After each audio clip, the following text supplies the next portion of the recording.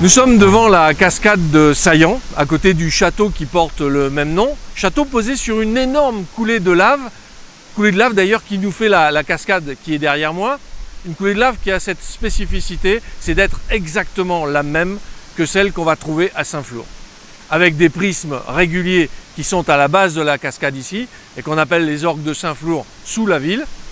Et puis au-dessus, des prismes un petit peu dans tous les sens, qui vont donner ce qu'on appelle l'entablement, et qu'on va retrouver aussi à Saint-Flour.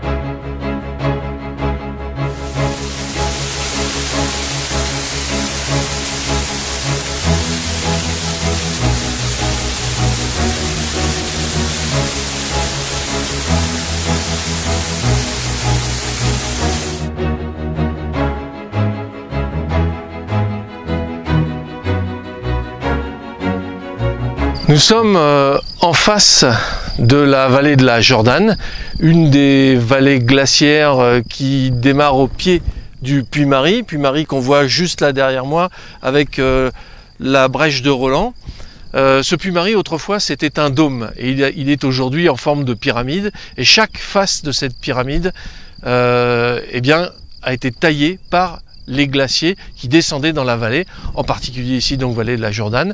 Mais quand on est au sommet du Puy-Marie, on s'aperçoit que chaque face a sa propre vallée et son propre glacier qui a taillé cet ancien dôme qui était arrondi et qui devient depuis en fait une pyramide.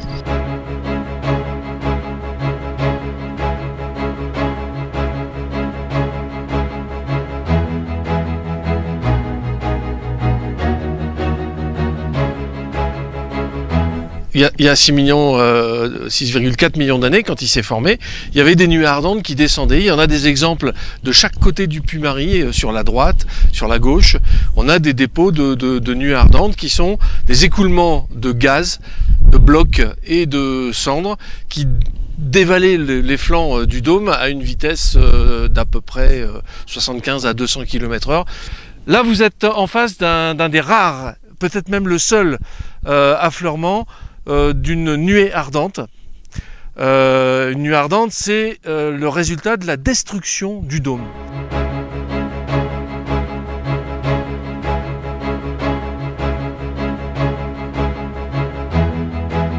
Le Cantal, un grand volcan, un grand fromage. J'aime le Cantal.